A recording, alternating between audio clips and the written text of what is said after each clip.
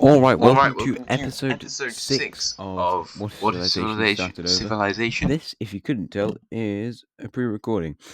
Pre-recording? What do I mean? Of course it is. It's a voiceover. So, yeah, the audio failed in the original one. I mean, first I uploaded the wrong video, and then I recorded the audio wrong. But now I'm watching the video with no audio and voice recording over it. So, yeah, we'll see how this goes. Should be interesting. I think at the moment I'm doing the recap. So, in the last episode, we had the Romans invade the Greeks. Why are they Romans? It's just red team. I don't know, strange stuff. Anyway, the red team invade the Greeks. I'm pretty sure. I'm getting confused now. And the load of countries popped up in India. We've got lots of different empires there. Well, not empires. They're pretty small. If we look at the ideology map, there's a monarchy in the southern Italian country, and they also put a monarch on the throne of Corsica or Sardinia, whatever you want to call it. So that's all right. I'm not sure what I'm doing now. This should be interesting. There's not that many. Oh yeah, I did the ideologies for India. Yeah, there's not that many monarchies down in India. We've got 3 councils, like the old Indian country, and then the green and the blue one. There's a purple one, which is an aristocracy, and then there's 2 monarchies in the south, the Sri Lanka and the other one. I don't know, a purplish one, I think. So that's cool. That was just kind of random. I was like, I don't really know what to do there, so we'll see. Anyway, yeah, looking at the Italian country, they're pretty poor. They've got one major city, I think, actually. Anyway, I update the religion map, so the Greeks now have their own religion, which is almost definitely going to die out very quickly. Yeah, I don't mind that bit in Iberia. Anyway, the Southern Italians are, of course, the African religion, but yeah, the Greek one, it goes up the Balkan coast into Italy a bit, but it's probably going to disappear kind of soon. The red team is still part of, the Mesopotamian red team's religion, which is pretty cool. Let's go very far into Europe, though. It's sort of like an Ottoman sort of thing, which is interesting, I suppose. Whilst the Polish have them religion expanding massively, getting really far into parts of the red team and also into the Caucasian country, but in the like Belarusian bits. So not the most important bits. However, I think now the red team is going to make a compromise with the blue team. Because the red team, they're a pretty clever country, and they've realized that maybe giving up some land would be a good idea. I'm not quite sure what's going on at the moment. The map is just not moving. So, yeah, maybe I'll talk about some other stuff. Or they've got to give them giving up land. So they're going to give up lots of the important religious areas, which it's losing land, but I don't think they're going to give up many cities. It's more rural that the Polish religion is spreading. So, as you can see, giving away some of these northern territories off to the Polish country, which, I mean, want good relations with them. The Polish country, their economy it's very fast population growth, fast economic growth. Just missed that city there. Um, so it's really helping out the Polish nation because there's so many young people moving from like whatever country, yeah, Caucasia and also the Roman one and a few other places to go to live in Poland because Poland's got a lot of opportunity. It's very big. Fishing, farming, all pretty big in Poland. Yeah. And now Poland is slightly larger. Going over to the Caucasian country then, are they going to give up land to the Polish? No, absolutely not. They don't like the Polish very much at all. In fact, they're probably like their most hated country. Actually, let's go to top 10, I suppose. If I can find the layer, which I can't. There we go, you found it. Good job, man. Right, so it's 500 BC. If you're interested in that, that's the time. And looking at the top 10 rankings, we have the red team in the top, Mesopotamian, followed by the Caucasian country, Persia, India, Tunisia, the Bosphorus nation, then it's Central Asia, Turkey, Greece, and finally the southern Italians, who are starting their own empire, and maybe it's actually going to expand a bit. I hope so. I quite like their country. Poland, for some reason, isn't on there. I don't know why I didn't put them on there in retrospect. I'm not sure what I was thinking. So they definitely should probably be stronger than like the Greeks, the Southern Italians, maybe even the Turkish country. Central Asia, I don't think so at this point. Maybe like on par with them. Anyway, just zoomed out for no reason. I don't know why. Let's have a look at our big war today, which is the one on the thumbnail that you saw, and probably the reason why you clicked on this video. I'm just checking that the time's linked up, which it is actually. So, yeah, I don't know why the recording just stopped there for me, but Oh well, it did apparently. So let's look at some rebellions. Should be at 450 something at this point. There is a pretty big blue rebellion around Ukrainian sort of area. It's kind of where Kiev is, potentially not. Like Duk apparently. Our second one is going to be this yellowish Crimean based one, so it's a pretty cool looking thing. I'm not going to follow the border with the provinces with these, of course, because that would take too long. I'm not going to do that. And this third bluish, light bluish one is all about joining the Polish blue one, which is why they're light blue. So they want to unite with them, and I think that's probably going to be it for rebellions. So let's see how successful these various rebellions are. Starting off with the Polish country, they've also got a lot of support from the Polish. They're sending in people. There's not that many people on Poland's eastern border with Caucasia, so it's pretty easy to just get supplies around to this country. The Ukrainians are also going to do some expansion into Caucasian territory, which looks something like them linking up with the blue team. So that means they can get more supplies from Poland. They don't have many cities. They're not taking any new cities. They've just got their one. And as for, oh no, it's Caucasia. I thought the Crimeans were gonna do something, but unfortunately, Crimea is pretty isolated, and in fact, they're gonna lose a lot of land to the Caucasians. So this bit's taken away, and they're disconnected now, which isn't good. You don't want to be disconnected. The red team, however, let's look in at the red team because they've got a devious plan. See, I was talking previously, I think, about red team nationalism. It was in a comment, and the people in the core parts of the red team are very pro red team empire.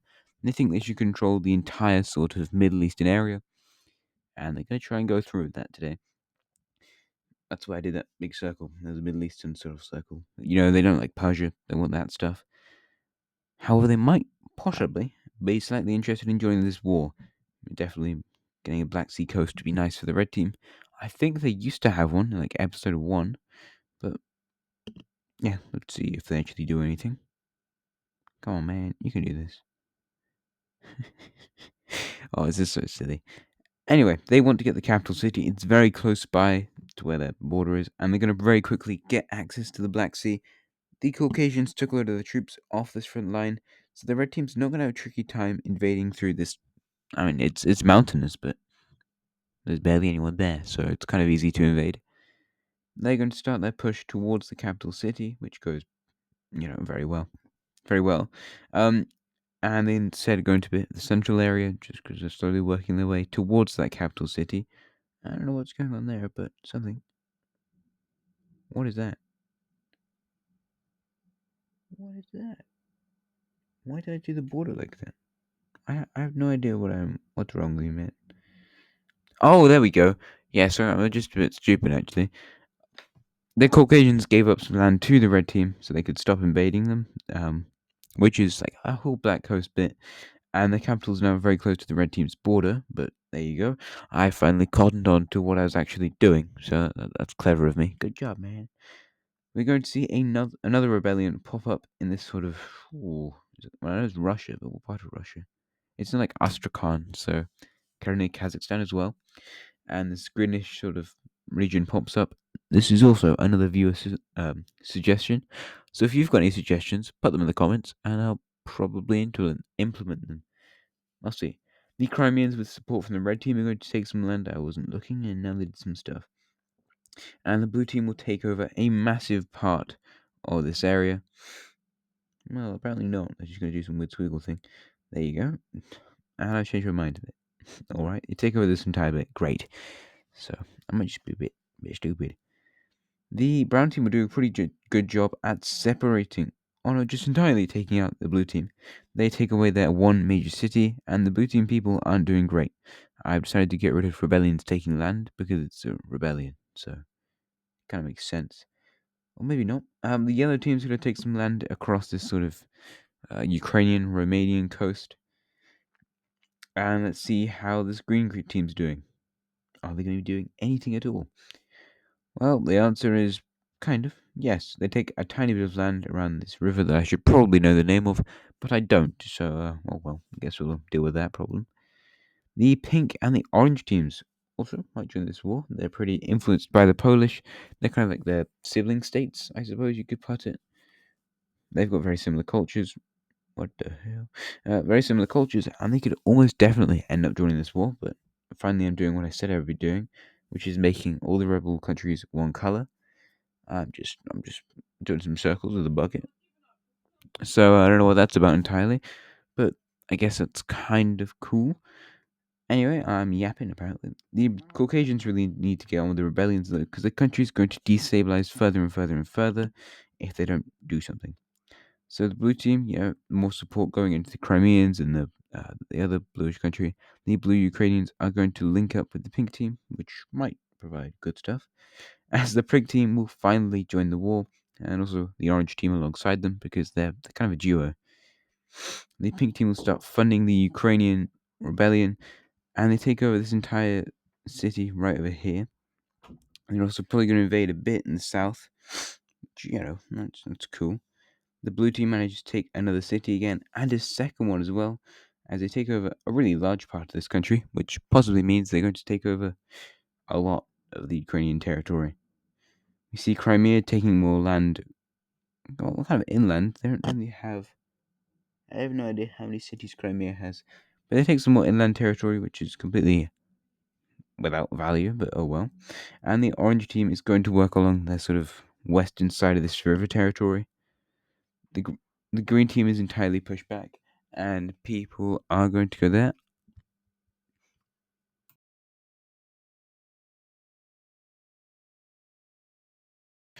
So the green team is getting taken out here, and they might actually flee a bit.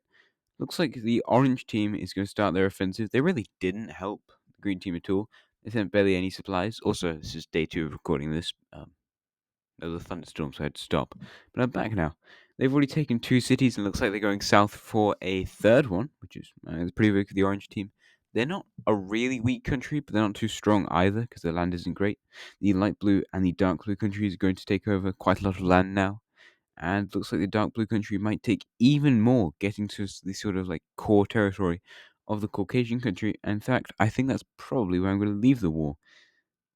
So let's look at this peace treaty, which would have been good if I could be doing it there, because there's not much to say about doing a peace treaty. I'm just doing it off of majority really. So territory that they have majority of their control over, they get to keep. So this bit might be a bit boring. I don't know. We'll see. It's all right. The orange team looks like they're taking pretty much all the cities that they got, which is nice for them, and they're taking lots of territories along that river that I should really learn the name of, but I haven't. So yeah, maybe I'll endeavor to do that in the future. They're also going to take those provinces apparently, and they lose a bit of territory they captured, but they get most of their stuff, and that's pretty good really. So the orange team have a nice, more southern country. Going over to the pink team, this should be significantly easier. As you can see, the border is pretty much entirely inside of those provinces, so they're probably going to take those 4, and there's a bit that they control in some other province. Well, okay, actually they're taking more just because I want the pink team to expand more than they did. So that's pretty good. Go over to some weird looking, like tambourine. Not really, kind of province. Anyway, so they take some of these western territories. There's 2 cities, so it's kind of good, but they also get that stuff apparently. There you go, pink team. I don't like their western border, not at all. It's really strange. Um, Going over to the border between Ukraine and Caucasia, this is really to define the core territories of the Caucasian country. They're not going to be happy after this. This has not been a good time for the Caucasian country. I'm trying to think, is it 250 BC for this episode? Is that right? Or is that next episode? I really don't know with that. Anyway, I don't know why. Oh, I do remember. Yeah, it was just to simplify it really, because I can just turn that line the same color. Hopefully, well, it's actually going to take a while, so that's great. Um, Anything else to talk about whilst I'm here? I mean, oh, yeah, there's another bit that I'm going to add later on actually, so that's cool. Not to this video, but there's another bit in the video that's kind of interesting. Well, the entirety of the video is pretty interesting. I guess I could mention there's a Discord server. If you want to go watch that, join that. I mean, you could if you want. It's pretty good. There's not that many people. If you're gonna put something on there, I'm probably gonna respond to it. I almost definitely. I'm sad like that. So yeah, there's options. You could do that if you want. I'm not forcing you to. It's yeah. Me, I'm just saying. Anyway, the Crimean country is going to take quite a lot of land along this Ukrainian/Romanian coast, and also a bit into the Sea of Azov. I think I might actually make their border in the west a bit thicker, just because I don't really love how that looks. There we are. There we are. I'm going to do that. Oh, maybe not. Okay, never mind. I guess I just know.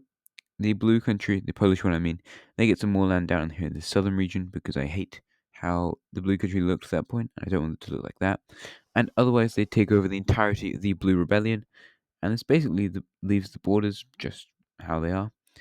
I think now I'm going to change the Crimean. Yeah, we go. Look at me knowing what I actually did like 3 or 4 days ago. Anyway, so they take those three provinces, and the Ukrainian country looks so strange. I really don't love how they look. They're just a weird looking country. Just gonna put it out there. I don't think they're going to exist very long. They're probably going to get folded into some other country pretty soon. They could just take a few more provinces, including this city over here, which is nice. Although that land's pretty rubbish. The city's just along that river. So yeah, here's our new border of Eastern Europe. Looks pretty interesting. The Polish take over Denmark, which was on the thumbnail. I saved the map at the end of every video, so therefore I can just pull it from there. But I couldn't pull it from. I could have pulled it from the beginning of episode 5. I just didn't. Anyway, you remember that Greenish rebellion? Well, they escaped into Central Asia. They didn't get much support from the Orange team, so their allegiance is probably actually lying more with the Caucasian country. As I mentioned before, this was a viewer suggestion in the comments. We had Europeans go to Russia. I keep thinking of the Greenish country as Uralic, just because that was a strange way of saying Uralic. Um, but it's the opposite. It's kind of Europeans going to the Urals. I mean, the Urals are in Europe, but oh well. So I think they might expand a bit here over to the border of the Central Asian country, who I don't know if I'm underestimating or overestimating. I don't know. We'll see at the end of the episode because I think they're also going to do a bit of expansion. But there you go. They've got quite a large sort of Kazakhstani nation, which is nice. They don't have any major cities yet. I will add them in. Don't worry. And let's go over here to Iberia, where we can do some more expansion. Unless I decide not. Oh, rankings. Never mind, I guess. Um, number one. Oh, never mind. Oh well. Oh, I was looking at where the Caucasian country was. I think they're like seventh or something. I guess I was used to all that. You can skip back 10 seconds. Sorry, I was actually probably talking about their rankings. Anyway, religious people in that area, they've kind of thrown out of Persia. I think I didn't change the map either. So I've changed it now. Like, actually, when I'm saying this, I have changed it. But there you go. And let's have a look finally at Iberia, which I said I'd do, but I didn't. And I looked at power rankings instead.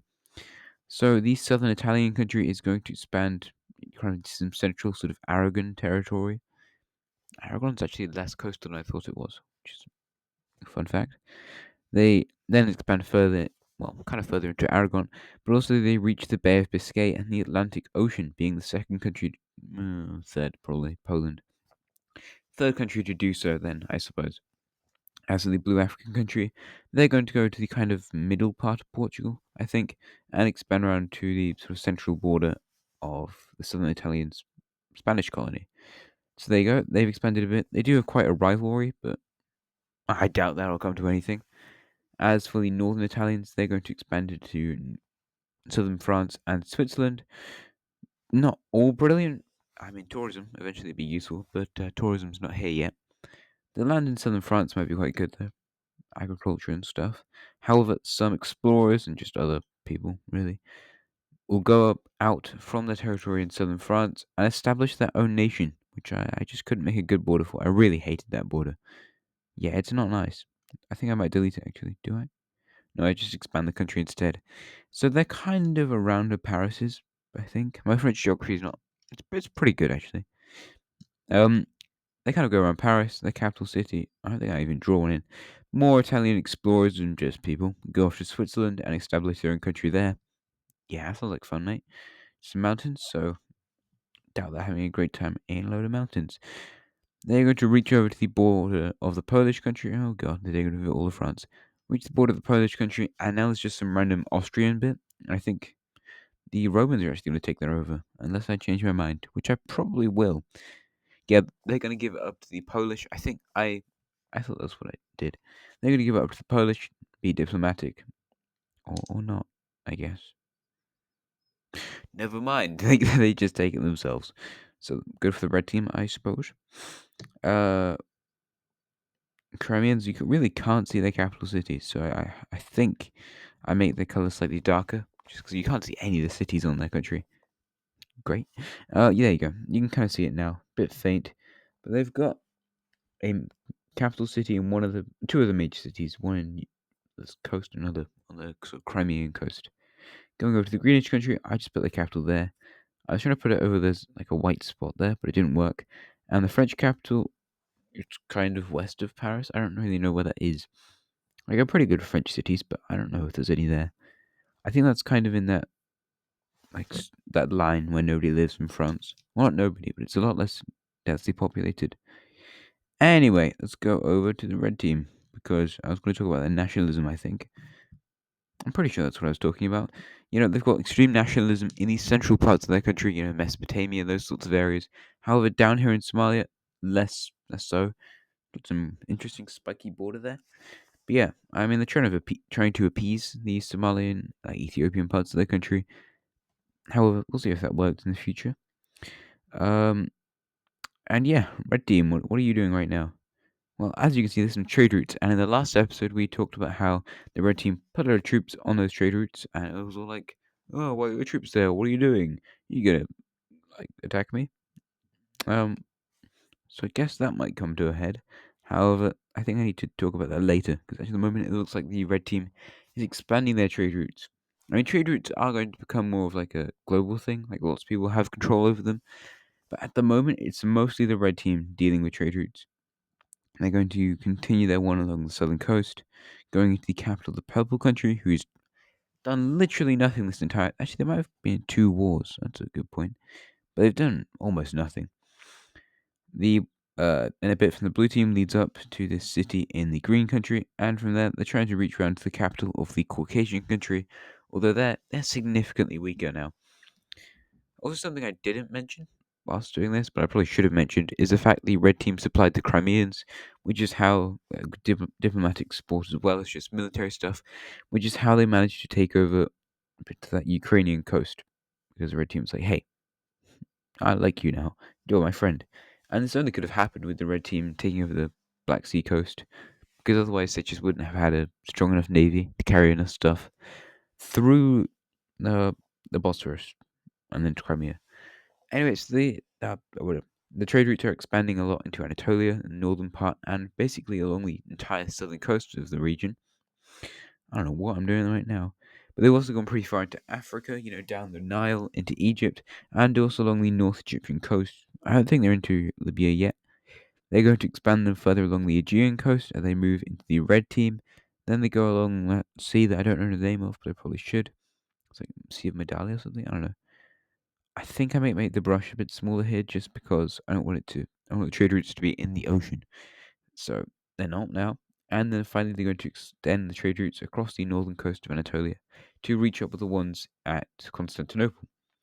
So that's all right. At Turkey, there's just a big region in the middle where absolutely no trade routes are located. But you can kind of entirely go around this bit now, so that's cool. I might do a tiny bit more expansion because I'm looking at those three cities, thinking, what if you link them up on a trade route? So they do that, makes more efficient, and people getting towards the capital city now don't have to go down through the green and the bluish countries. They can just go through that bit. And there's alternative ways now, so that's good. More trade routes in your country means more people going through your country, which means more money. Like inns and buying things from your country and stuff like that. Finally, they link the trade route up to the capital of the Caucasian country, and that's probably what I'm going to leave the trade routes in today's episode. Back to the red team then. So, we're taking off the trade routes here. I've been with the red team for a while now. I should really find another name for the Bosphorus country. I just keep calling the red team. We have too many red teams. Anyway, yeah, troops in the blue country. What are they doing there? They're like, oh, we're defending the trade route. Yeah, you will look at what's going on the screen right now. Does this look like defending a trade route? No, in fact, the red team has led an invasion into the blue country. They've got soldiers all across this nation, and it's just a really easy invasion. There's 3 cities. The red team's probably got like 8 times that amount of cities. They are the strongest country on earth. The blue team is like probably not the weakest, but one of the weakest. And in the peace treaty, they will fully annex the bluish country, demote their capital city. It's probably like a regional one to that viewer who wanted people to move their capital cities. I was doing regional capital cities. And from there, I guess they just go off to expanding their stuff in Africa. Anyway, this is probably going to have bad consequences for the red team. I was talking before about the African opinion on the red team and their nationalist views, like the central bit where most people live. They're not great. I mean, as you can see by cities, not many people live in Africa, like the red team Africa. Of course, all the Tunisian people are going to live in Tunisia, pretty much. It's like Sicily, Andalusia. Anyway, are we gonna go over to the blue team now, or is that another episode thing? Actually, I might leave it here for today's episode. That's crazy. So, I guess not. Apparently, I think I was just looking at the border. Maybe. No, I'm pretty close to the end. It's like a minute off. They're gonna expand that bit. I just didn't like how the border looked over there. India, of course. Yeah, how could I forget about this? The Gangetic Plain. There's still so much more of it. The lakes are obviously where the mountains are because it rains down a mountain and then it makes a river and then you get lakes and stuff. And here I was wondering, do I make a country in Bengal? That was kind of in my plan, but the war in Ukraine took longer than I thought it would. Or Caucasia, Ukraine, I don't know, that sort of Eastern European area. It was in the title, it was in the thumbnail. But in the end, I decided to make a Bengali country, which you couldn't see on the thumbnail, but oh well, here it is. Yeah, they're a quite nice blue color. I'm not sure if I give them a capital city. I probably don't. And there you go. I hope you enjoyed the video. It was a new experience doing a voiceover. I'd never really done that before. And there you go.